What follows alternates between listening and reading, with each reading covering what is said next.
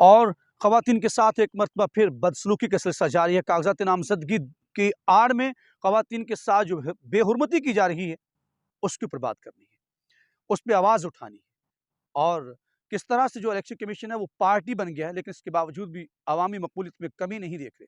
अब जो मुक़्तदा क़ुव्वतें हैं वो क्या रुख इख्तियार करती हैं, क्या हिकमत अमली इख्तियार करती हैं? क्या मुल्क एक और माशरा की तरफ जाता हुआ दिखाई देता है?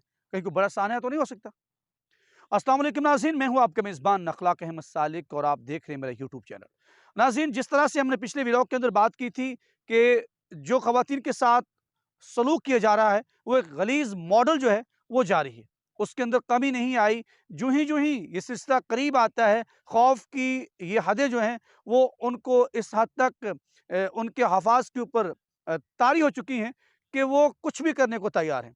माएँ, बहनें, बेटियाँ, उनके साथ जो सलूक किया जा रहा है, मैं आपके साथ शेयर करूँगा 2-3 ख़वातीन की वो वीडियोज़ जिसके ऊपर उन्होंने जो जिनके उनके वीडियोज़ पैगाम आए हैं और उनके साथ जो थानों के अंदर ले जाके सलूक किया गया है, वो क्या पाकिस्तान की इस इलेक्शन को जो है वो 70s का इलेक्शन बनाने जा रहा है?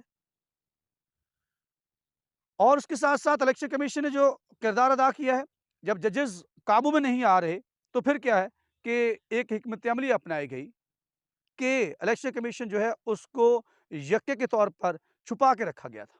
और उसने वही किया जिसकी जो तमाम जो एक्सपर्ट्स थे वो बात कर रहे थे, सियासी तज्ज़िया निगार जो थे, सियासी पंडित जो कह रहे थे, वही दिखाई दिया। अगर अदालतों ने रिलीफ दिया है, उसको मासूम कहा, तो उसके ऊपर नून लीग का बड़ा जो है वो उसको आग भगोला क्यों हुए? ये आपके अपने जजेस ही हैं, अगर हकीकत में देखा जाए तो। लेकिन बात ये है कि इस सियासी कल्चर की ये जो मैंने 70 साला 75 साला तारीख के अंदर पढ़ा है, होता रहा है। ख़वातीन के साथ जो है वो बदसलूकी का इस तरह की जो इक्का-दुक्का ख़वातीन थी जिनके साथ ये तमाम कुछ किया जाता रहा, लेकिन इस हद तक नहीं कि उसके गिरेबान उनके बालों को नोचा जाए। ये पाकिस्तान की तारीख में पहली दफ़ा हुआ है। और मैं इसकी तरफ जाता हूँ कि कौन-कौन सी वो 2 ख़वातीन, एक तो साबिक़ वज़ीर आला, ठीक है, किसी की बहन भी बड़ी सियासी की, किसी की वो बेगम है, किसी की माँ भी है सियासी घराने की।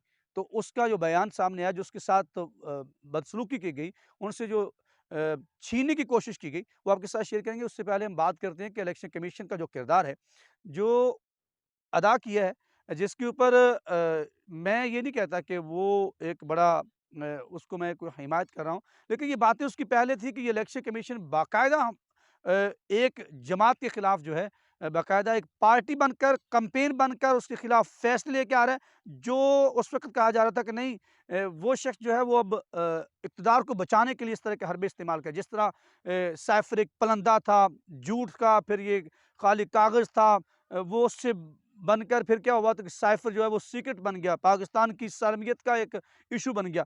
इसी तरह ये तमाम कुछ जो चीज़ें बातें थी, उस वक़्त कहते थे कि ये जी सिर्फ़ अपने इक़्तिदार को तूल देने के लिए उस वक़्त जो है वो इदारों के खिलाफ, अदारों के सरबराहान के खिलाफ बातें कर रहा है। लेकिन अब जो नताइज सामने आ रहे हैं, उससे ये बात तो वाज़ेह दिखाई दे रही है। जो पिछला जब ये बात मैं आपके साथ शेयर करता चलूँ कि जब जजेस को काबू करने की कोशिश की गई मुक़्तदा क़ुव्वतों ने, लेकिन जजेस उनके काबू में नहीं आए। जजेस ने जो है वो एक बहादुरी का मुज़ाहरा भी किया, और एक अच्छा शगुन था कि पाकिस्तान की आला अदालतें जो हैं, उनके अंदर ऐसे जजेस बैठे हैं कि जो अच्छा फ़ैसला करते हैं, जो हमेशा करते रहें।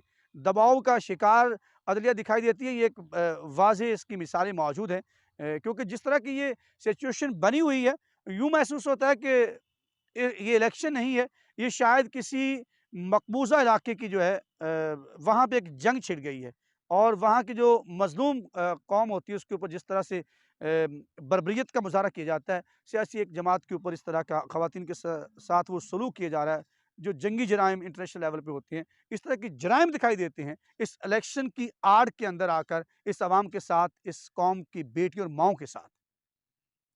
ये बात मैं इसलिए कर रहा हूँ कि इलेक्शन कमीशन ने अपना किरदार अदा कर दिया, जब जजेस वहाँ से साइफर के अंदर जो है वो उसको भी उड़वा के रख दिया जजेस ने, और उसका जिसे कहते हैं हवा निकल गई। हमारे कुछ मीडिया पर्सन्स भी जो हैं वो भी इंतहाई, मैं उससे क्या कह सकता हूँ, मेरे सीनियर्स भी हैं, वो एक दिन पहले ये केस का साइफर का ज़मानतों वाला केस से जब फैसला आने से पहले तक वो 24 घंटे पहले एक हमारे बड़े सीनियर एंकर पर्सन है, बड़े मशहूर भी हैं, लोग उनको पसंद भी करते हैं। उन्होंने कहा जी अब जो गले का फंदा नहीं बल्कि अब वो तो बाकायदा सज़ाए मौत हो सकती है, इस तरह के। लेकिन जब उसमें से हवा निकली तो फिर क्या किया, इलेक्शन कमीशन ने अपना वही किरदार अदा किया। एक फैसले को आपने इतनी दिनों से जिनकी ज़रूरत थी कि उसको बड़े टाइमली जो है उसका फैसला करते ताकि उसका एक वाज़ेह किसी भी पार्टी को जो है उसके तमाम जो ख़दशात थे, उसके तमाम जो इल्ज़ामात थे, उसको दूर किया जाता। लेकिन हुआ क्या कि जब ये देखा कि जजेस काबू में नहीं आए, तो फिर इलेक्शन कमीशन ने वो किरदार अदा किया और वही फैसला दिया कि पार्टी को उड़ा के रख दिया, निशान छीन लिया रजिस्ट्रेशन तक और अब उनको को गो के वो सुप्रीम कोर्ट के अंदर जाएगा। मुझे महसूस होता है कि वो फैसला शायद रिवर्स हो जाए। लेकिन बात ये है कि जिस इदारे को आज़ादाना, मुनसफ़ाना इदारा कहा जाता है, उसके जब फैसले ऐसे आएँगे, मिसालें माज़ी की दी जाती हैं, लेकिन माज़ी में मैंने तो कभी नहीं देखा। मैं तो देखता रहा हूँ कि 2002 का एक हमने इलेक्शन अपनी आँखों से देखा। उसके अंदर भी लोगों को तोड़ना, दूसरी पार्टी के साथ जोड़ना, ये तो एक रवायत थी। लेकिन क्या हुआ कि ख़वातीन के गिरेबान तक हाथ का पहुँच जाना, ये बहुत बुरी बात है। मैं आपसे मेरा चलते हैं कौन ख़वातीन वो आपको बताता चलूँ। वो ख़वातीन कौन हैं? वो ख़वातीन हैं साबिक़ वज़ीर आला पंजाब परवेज़ इलाही की बेगम हैं, मोअनिस इलाही की वालिदा हैं और चौधरी शुजात हुसैन की जो है वो बहन है। उनका क्या है मैं आगे चल के आपको वो सुनाता हूँ कि उन्होंने क्या कहा है, उनका वो वीडियो पैगाम। लेकिन उससे पहले मैं आपको बता देता हूँ। एक और ख़ातून है जो अपने ख़ावंद के कागज़ात नामज़दगी जो है वो जमा करवाने के लिए गई हैं, तो उनके साथ एसएचओ साहब ने जो सलूक रवा रखा बल्कि वो कहती तमाम हदें जो हैं वो अबूर कर गया एसएचओ और रात गए तक जो है उनको वहाँ बैठाया गया। कागज़ात नामज़दगी छीन लिए गए। उससे पहले का वाक़या मैं बताता चलूँ कि ये एक ख़ातून और जो मोअनिस इलाही की वालिदा है, परवेज़ इलाही की बेगम है, चौधरी शुजात हुसैन की बहन है, उनके जो बाकायदा मैं आपको दिखाऊँगा कि सिविल कपड़ों के अंदर मलबूस लोग जो हैं, उन्होंने यहाँ पे मास्क पहने हुए हैं, वो उनसे कागज़ात नामज़दगी छीनने की कोशिश कर रहे हैं। जब वहाँ पे लोगों को थोड़ा-सा उस ख़ातून ने बहादुरी के साथ मुज़ाहमत की, तो वो शख़्स जो है, वो जल्दी से हाथ छीन के उसके पीछे एक शख़्स भी खड़ा था, जो दोनों ने फिर देखा कि दाएँ-बाएँ कहीं हमें कैमरा तो नहीं देख रहा, तो फिर वो आहिस्ता-आहिस्ता जो है, वहाँ से खिसकना शुरू हो गए। लेकिन जब उनका वीडियो पैगाम आया, तो वो बात सारी सामने आई कि उस ख़ातून को पर्स छीन लिया गया और उस पर्स में से जो उनकी रसीद थी, वो भी उन्होंने निकाल ली। तो वो कहती हैं कि मुझे शर्म आती है, उनके अब अल्फ़ाज़ सुनिएगा कि माँ-बहनों के साथ वो है कि आप पूरा फैमिली स्ट्रक्चर तबाह करने जा रही हैं। मैं पहले भी आपको कह रहा हूँ, आप बहनों को भाइयों के खिलाफ, माँओं को बेटों के खिलाफ करने जा रहे हैं। क्योंकि हमारा जो सिस्टम है, फैमिली स्ट्रक्चर जो है, वो इस किस्म का है कि जिसके अंदर ये इतनी जुड़त है, एक-दूसरे के साथ इतनी बाइंडिंग है, बॉन्डिंग है इतनी ज़्यादा वो सारी जो है उसको तोड़ने जा रहे हैं। अब सुनिए क्या कहती हैं। मोहन सलाह की वालिदा साहिबा कहती है कि मुझे शर्म आती है, जो इनके साथ जुड़े हुए हैं, उनके भाई अपने की ना बात कर रही हैं, चौधरी शुजात हुसैन की, कि मुझे शर्म आती है उन्हें अपना भाई कहते हुए। तो ये किसने इस नौबत तक लेके आने वाला कौन है? ये इसके मैं कहता हूँ इसीलिए आप हाय! इसीलिए मैं कहता हूँ कि आप होश के नाख़ुन लें। ऐसा ना कीजिए, फाइनल मरहला है, इसके अंदर आप कम से कम आपने तमाम कैंडिडेट्स को तोड़ दिया है। कम से कम इन माँओं-बहनों के जो हैं वो सपने ना तोड़ें। इन माँओं-बहनों की जो इज़्ज़त है उसको तार-तार ना करें। चादर और चारदीवारी के तक़द्दुस को तो कम से कम ख़्याल रखें। अब ख़वातीन को पूरे मुल्क के अंदर जो है वो इलेक्शन लड़ने के लिए बाहर आना पड़ रहा है। आपने मर्दों वाली बात तो की नहीं है।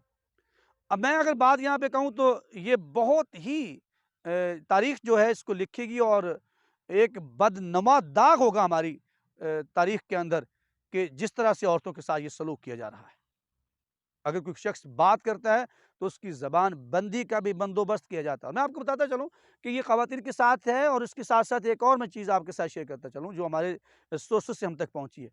अब ये है कि जो लोग सपोर्टर्स हैं आखिरी मरहले के अंदर आज काग़ज़ात नामज़दगी का अभी वक़्त जब मैं ये व्लॉग कर रहा हूँ, उस वक़्त तक ख़त्म हो चुका होगा, आज आखिरी दिन है।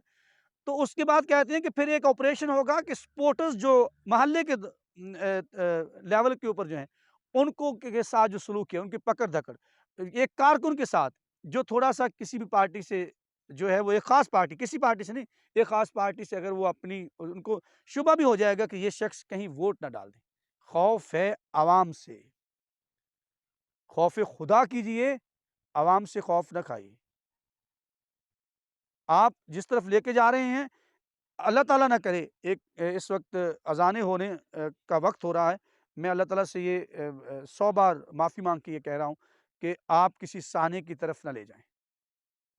मुल्क अब किसी भी सानहे का मुतहम्मल नहीं हो सकता। अपनी ज़िद और अना को छोड़ दीजिए, अवाम को फ़ैसला करने दीजिए, अवाम फ़ैसला करेगी, उसके जो नताइज आएँगे वो मुल्क व कौम के लिए और आपकी आने वाली नस्लों के लिए जो है, वो बेहतर होगा। और बेहतरी इसी में होती है कि जमहूरी इस्लामी जमहूरी पाकिस्तान की जमहूर को फ़ैसला करने दीजिए और जब ये फ़ैसला आएगा, तो आपके सामने आपने देख लीजिएगा उसके समरात क्या आएँगे। ये तमाम जिनको आप बुरा कहते हैं, ये ऑटोमैटिकली जो है, ये अरेज़ हो जाएँगे, ये ख़त्म हो जाएँगे। अगले व्लॉग में आपको बताएँगे कि अगले वाले में क्या हिकमत अमली है और इलेक्शन में क्या होने जा रहा है। क्या बल्ला बच पाएगा, पीटीआई बच पाएगी, ये तमाम उम्मीदवार जो हैं, वो आज़ाद खड़े होंगे। अगले व्लॉग तक इजाज़त दीजिए। अल्लाह निगहबान, अपना बहुत सारा ख़्याल रखिएगा और मुझे अपनी दुआओं में याद रखिएगा। अल्लाह निगहबान।